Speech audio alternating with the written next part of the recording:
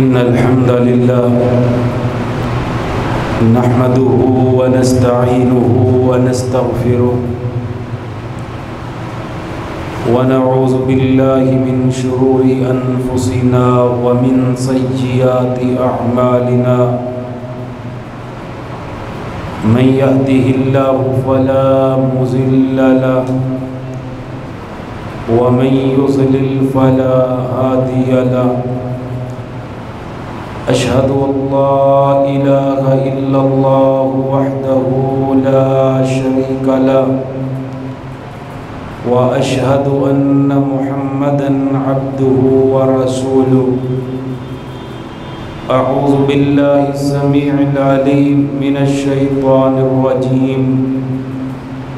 يا أيها الذين آمنوا اتقوا الله حق تقاته ولا تموتن إلا وأنتم مسلمون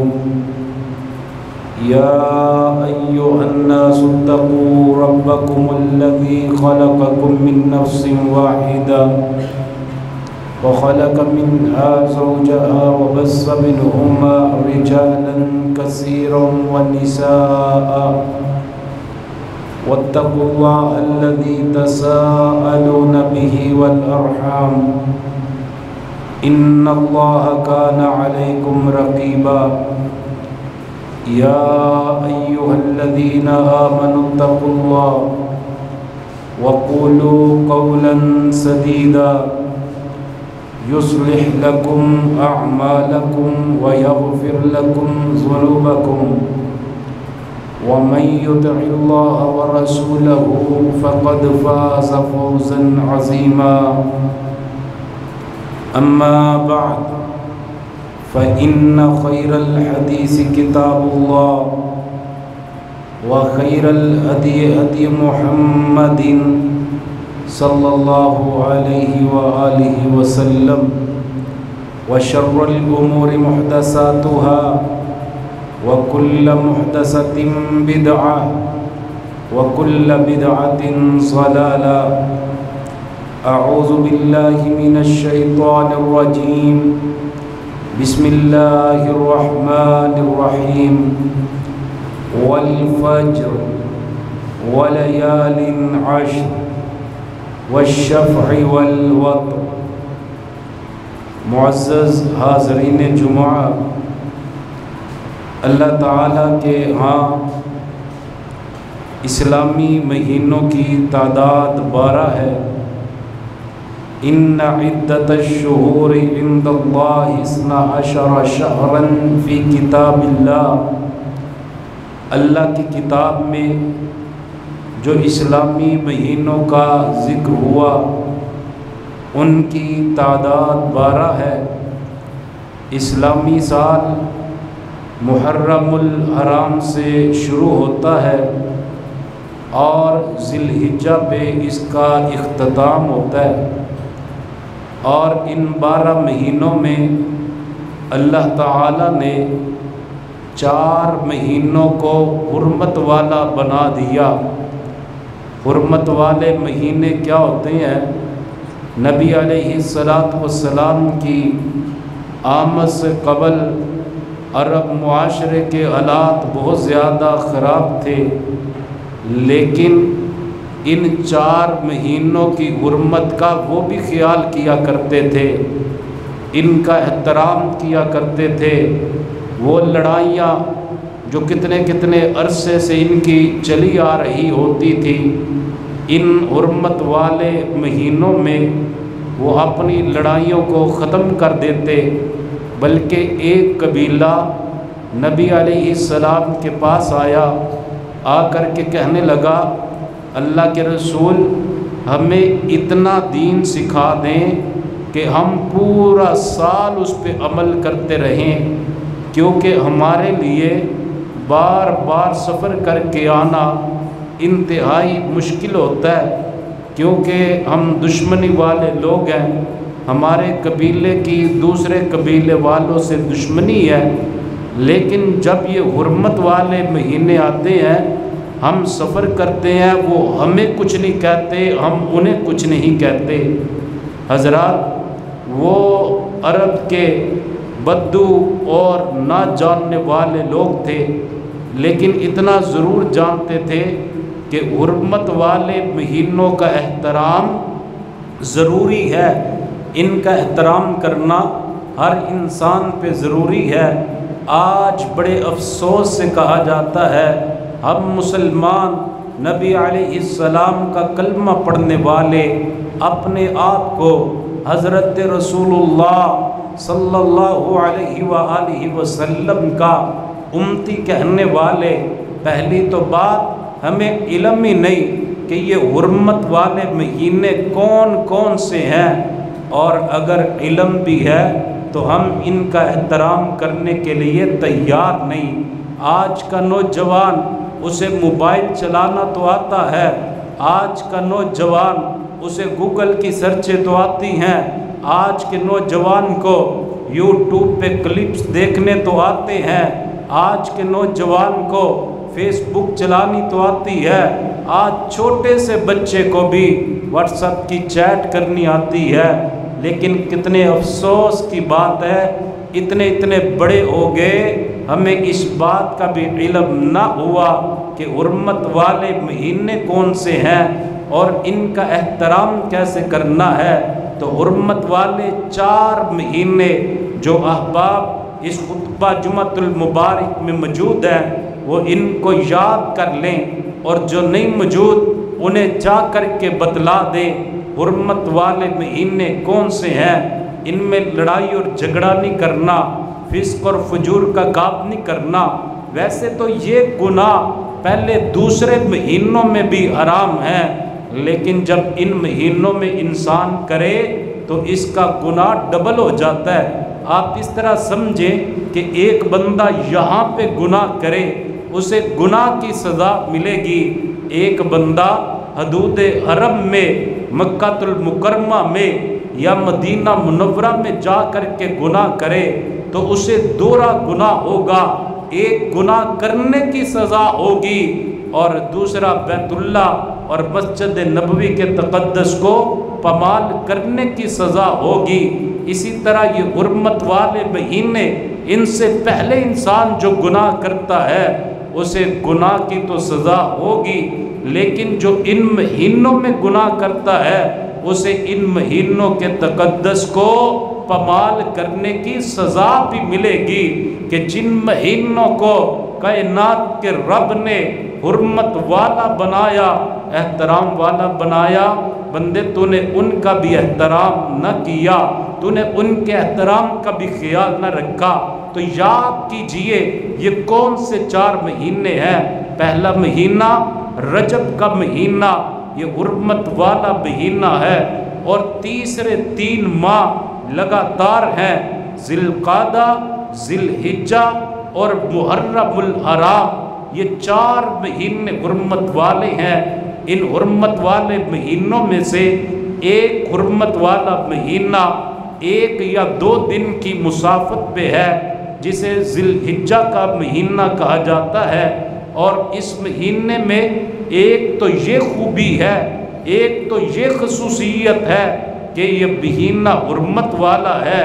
دوسری اس میں کیا خصوصیات ہیں وہ میں آپ احباب کے سامنے رکھنا چاہتا ہوں، تاکہ ہماری یہ جو زندگی اللہ تعالیٰ نے ہمیں امانت دی ہے ہم اسے اللہ کی مرضی کے مطابق گزاریں، نبی علیہ السلام کے بتلائے ہوئے طریقوں کے مطابق گزاریں۔ یہ ماہ ذی الحجہ، اس کی چند خصوصیات میں آپ کے سامنے رکھنا چاہتا ہوں، جس میں سب سے بڑی خصوصیت یہ مہینہ حرمت والے مہینوں میں شامل ہے جن کا احترام کرنے کا کائنات کے رب نے حکم دیا، اور یہ مہینہ وہ ہے جس کے پہلے 10 دن کی اللہ تعالیٰ نے قرآن مجید میں قسم اٹھائی، بسم اللہ الرحمن الرحیم، والفجر ولیال عشر، فرمایا مجھے فجر کے وقت کی قسم، ولیال عشر، اور مجھے ان 10 راتوں کی قسم۔ یہ کون سی 10 راتیں؟ فرمایا حضرت عبداللہ بن عباس رضی اللہ تعالی عنہ، جو کہ حضرت رسول اللہ صلی اللہ علیہ وسلم کے بعد اس کائنات کے سب سے بڑے قرآن پاک کے مفسر ہیں، وہ تفسیر میں بیان کرتے ہیں کہ ان 10 راتوں سے مراد ذی الحجہ کی 10 راتیں ہیں جن کی اتنی عظمت ہے کہ کائنات کا رب ان کی قسم اٹھا رہا ہے۔ ان کی قسم اللہ تعالیٰ نے اٹھائی، اور میرے بھائیو ایک بات یاد رکھے، وہ کائنات کا رب ہے، وہ قسم نہ بھی اٹھائے، وَمَنْ أَصْدَقُ مِنَ اللَّهِ حَدِيثًا وَمَنْ أَصْدَقُ مِنَ اللَّهِ قِيلًا، اللہ سے زیادہ کس کی بات پکی اور پختہ ہو سکتی ہے؟ لیکن جب مالک کسی چیز کی قسم اٹھاتے ہیں نا، اللہ اس لیے قسم اٹھاتے ہیں کہ اس چیز کی عظمت کا لوگوں کو علم ہو جائے، یہ کتنی عظیم چیز ہے کہ جس کی قسم کائنات کا رب بھی اٹھا رہا ہے۔ یہ اتنے عظیم 10 راتیں اور اتنی عظیم 10 راتیں اور اتنے عظیم 10 دن ہیں۔ نبی علیہ السلام نے فرمایا اس دنیا میں جتنے دن ہیں، حضرت آدم علیہ السلام سے لے کر حضرت رسول اللہ صلی اللہ علیہ وآلہ وسلم تک، حضرت رسول اللہ صلی اللہ علیہ وآلہ وسلم سے لے کر قیامت کے دن کے آنے تک، اس دنیا میں جتنے بھی دن ہیں، ان دنوں میں اگر عظمت والے دن ہیں تو یہ ذی الحجہ کے ابتدائی 10 دن ہیں۔ رسول اللہ صلی اللہ علیہ وسلم نے فرمایا افضل ایام الدنیا ایام العشر، یعنی 10 ذی الحجہ۔ نبی علیہ السلام فرماتے ہیں پوری دنیا کے جو بہترین دن ہیں، تو پوری دنیا کے جو افضل ترین دن ہیں، وہ ذی الحجہ کے پہلے 10 دن ہیں۔ یہ ایام العشر ذی الحجہ کے پہلے 10 دن ہیں۔ نبی علیہ السلام نے فرمایا ما من ایام العمل، فرمایا کسی دن کا کوئی بھی عمل فیہا احب الی اللہ من ہذہ الایام، ان دنوں سے زیادہ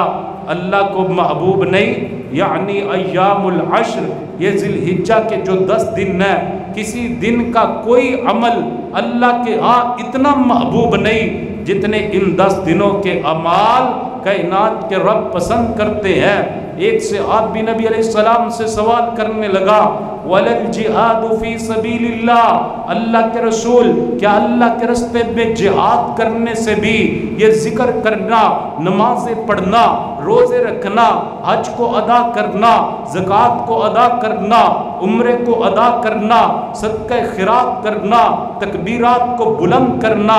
کیا یہ جہاد فی سبیل اللہ سے بھی افضل ہے؟ نبی علیہ السلام نے فرمایا وَلَا الْجِهَادُ فِي سَبِيلِ اللَّهِ، ہاں میرے صحابہ، جہاد فی سبیل اللہ سے بھی ان 10 دنوں کی عبادت کا اللہ نے زیادہ ثواب بنا دیا۔ لیکن وہ مجاہد جو اپنے گھر سے نکلا، اس کی سواری بھی اللہ کے راستے میں شہید ہو گئی، اس کا مال بھی لوٹ لیا گیا، اسے خود کو بھی شہید کر دیا گیا، نہ خود واپس آیا، نہ اس کا مال واپس آیا، نہ اس کی سواری واپس آئی۔ نبی علیہ السلام فرماتے ہیں وہ مجاہد افضل ہے، وگرنہ جہاد فی سبیل اللہ کرنے والوں میں سے بھی یہ لوگ افضل ہیں جو ان 10 دنوں کی عبادت کرتے ہیں۔ میرے معزز سامعین، ان 10 دنوں کی خصوصیات میں سے ایک خصوصیت یہ بھی ہے کہ 10 دنوں میں ایک دن ایسا آتا ہے جسے 9 ذی الحجہ کا دن کہا جاتا ہے، اور جسے یوم عرفہ کہا جاتا ہے۔ حاجی میدان عرفات میں ٹھہرتے ہیں، اللہ کے سامنے دعائیں کرتے ہیں، اسے یوم عرفہ کہا جاتا ہے۔ اس دن کی فضیلت یہ ہے، سب سے بڑی فضیلت، کہ اس دن اللہ نے یہ ہمارے دین اسلام کو ہمارے کریم آنکھ پہ مکمل کیا۔ نبی علیہ السلام پہ جو قرآن اترا، نبی علیہ السلام پہ جو شریعت اتری، 9 ذی الحجہ کا دن تھا، میدان عرفات تھا، نبی علیہ السلام اپنے صحابہ کرام میں موجود تھے۔ حضرت عمر رضی اللہ تعالی عنہ سے ایک یہودی کہنے لگا اے عمر، آپ کی شریعت میں ایک ایسی آیت اتری ہے اللہ تعالیٰ کے قرآن پاک کی، اگر ہم یہودیوں پہ اتر جاتی جس دن وہ آیت مبارکہ اتری ہم اس دن کو عید کا دن بنا لیتے۔ یہ کیا کہنا چاہتا ہے کہ آپ کو علم نہیں ہے آپ کا دین کب مکمل ہوا، آپ کے علم میں نہیں ہے کہ قرآن پاک کی تکمیل کب ہوئی۔ میرے بھائیو، یہودی سوال تو حضرت عمر سے کر رہا تھا، لیکن پیغام مجھے اور آپ کو دے رہا تھا، تم کیسے مسلمان ہو، اپنی تاریخ کو نہیں جانتے، تم کیسے مسلمان ہو، اپنے نبی پہ اترنے والے قرآن کو مکمل نہیں جانتے، تم کیسے مسلمان ہو، اپنے نبی کی شریعت اور حدیث کا مطالعہ نہیں کرتے، تم کیسے مسلمان ہو جو تمہارا دین اسلام ہے اس کی تاریخ کو نہیں جانتے۔ وہ تو جواب دینے والے سیدنا عمر تھے۔ کون عمر؟ نبی علیہ السلام نے فرمایا لو کان بعدی نبی لکان عمر، اگر میرے بعد کوئی نبی ہوتا، اللہ نے مجھ پہ نبوت کے دروازے کو بند کر دیا، اگر میرے بعد کوئی نبی ہوتا اللہ خطاب کے بیٹے عمر کو نبی بنا دیتے۔ اتنے اوصاف کے مالک حضرت عمر فرماتے ہیں تو کہتا ہے کہ ہمارے علم میں نہیں ہے وہ کون سا دن تھا، سن ہم اس دن کو بھی جانتے ہیں، اس تاریخ کو بھی جانتے ہیں، اس وقت کو بھی جانتے ہیں جب اللہ تعالیٰ نے اس آیہ مبارکہ کو نازل کیا۔ وہ دن یوم عرفہ تھا، وہ دن عرفہ کا دن تھا، اور ہم سے تاریخ پوچھ، وہ 9 ذی الحجہ کا دن تھا جب حاجی میدان عرفات میں اللہ کے حضور روتے ہیں، گڑ گڑاتے ہیں۔ اس دن اللہ تعالیٰ نے اپنے نبی پہ دین کو مکمل کیا، اور قرآن نے اعلان فرمایا الیوم اکملت لکم دینکم واتممت علیکم نعمتی ورضیت لکم الاسلام دینا۔ ہم پہ دین مکمل ہو گیا۔ نبی علیہ السلام نے اپنے تمام صحابہ کرام کو مخاطب کیا، مخاطب کر کے حضور فرماتے ہیں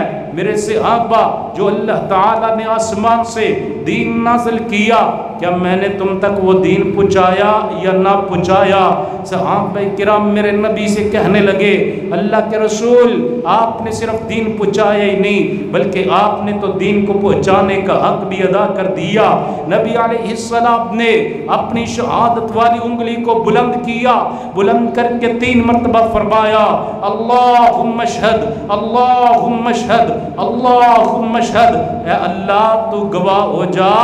جو دین مجھ پہ مکمل ہوا اس کی تکمیل سے پہلے ہی میں نے سارا اپنے صحابہ تک بھی پہنچا دیا۔ اس دن کی عظمت کہ اس دن میں اللہ تعالیٰ نے دین اسلام کو مکمل کیا، نعمت اسلام کو اپنے نبی پہ پورا فرمایا۔ اور یہ جو 9 ذی الحجہ کا دن ہے اس کی ایک اور خصوصیت، اس دن حاجی وقوف عرفہ کرتے ہیں، میدان عرفات میں جمع ہوتے ہیں، بڑا عجیب منظر ہوتا ہے، انداز بھی ایک، لباس بھی ایک، آواز بھی ایک، لبیک اللہم لبیک لا شریک لک لبیک ان الحمد والنعمہ لک والملک لا شریک لک۔ حاجی میدان عرفات میں لبیک لبیک کا ترانہ پڑھتے ہوئے جب جمع ہوتے ہیں، اس کے بعد خطبہ حج ہوتا ہے، خطبہ حج کے بعد ظہر اور عصر کٹھی جمع کر کے ادا کی جاتی ہے، اس کے بعد سورج کے غروب ہونے تک حجاج کرام دعائیں کرتے ہیں، اور اس وقت کوئی آنکھ ایسی نہیں ہوتی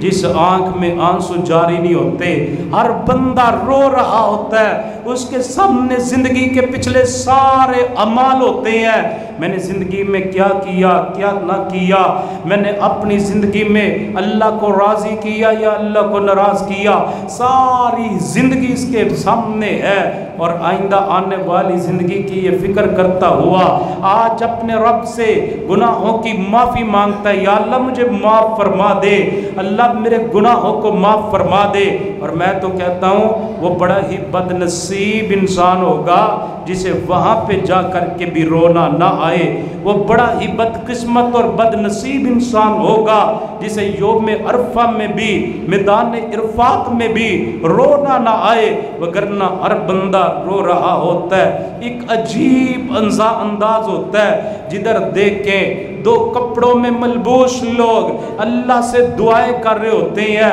ہر بندہ رو رہا ہوتا ہے، کسی سے کوئی شرما بھی نہیں رہا ہوتا، اور ان کی کیفیت کیا ہوتی ہے، نہ رنگ و نسل کی تمیز، نہ علاقے کی تمیز، سارے اللہ کے دربار میں ایک آواز میں، ایک لباس میں جب اللہ کو پکارتے ہیں، اس دن کی عظمت کا اندازہ لگائیے۔ نبی علیہ السلام نے فرمایا پورے سال میں اللہ اتنے بندوں کو جہنم سے آزاد نہیں کرتے جتنا کائنات کا رب 9 ذی الحجہ کو میدان عرفات میں آئے ہوئے حاجیوں کو معاف کرتے ہیں۔ بلکہ اللہ تعالیٰ اپنے فرشتوں کو بلاتے ہیں، بلا کر کے سوال کرتے ہیں، میرے ملائکہ یہ اپنا علاقہ چھوڑ کر کے آنے والے، اپنے لباس کو تبدیل کر کے ایک جیسا لباس پہن کر کے آنے والے، میرے ملائکہ بتلاؤ یہ مجھ سے کیا مانگتے ہیں؟ ملائکہ کہتے ہیں یا اللہ یہ آپ سے جہنم کی آزادی مانگتے ہیں، جنت کا سوال کرتے ہیں، کائنات کا رب اعلان کرتا ہے۔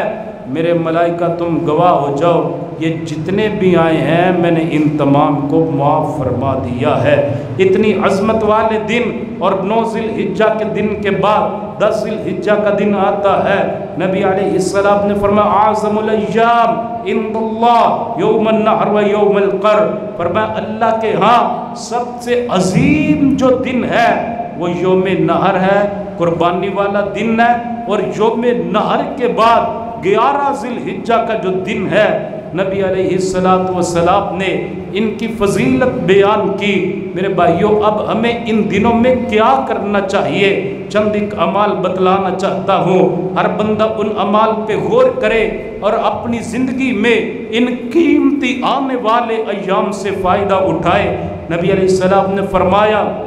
سیدہ ام سلمہ رضی اللہ تعالی عنہا روایت کرتی ہیں، آپ نے فرمایا جو بندہ قربانی کا ارادہ رکھے اس بندے کو چاہیے نہ تو اپنے بالوں کو کاٹے، ذی الحجہ کا چاند نظر آنے کے بعد یعنی پہلے اپنی حجامت بنوا لے، ناخنوں کو کاٹ لے، اور جب چاند نظر آ جائے نبی علیہ السلام نے فرمایا نہ بالوں کو کاٹے، جسم کے کسی بھی بال کو، اور نہ ہی اپنے ناخنوں کو کاٹے، اور جب یہ بندہ قربانی کر لے اس کے بعد حجامت بھی بنوا لے، ناخنوں کو بھی کاٹ لے۔ نبی علیہ السلام نے اپنی امت کے غریبوں کا بھی خیال رکھا، فرمایا جو میری امت کے غریب قربانی نہیں کر سکتے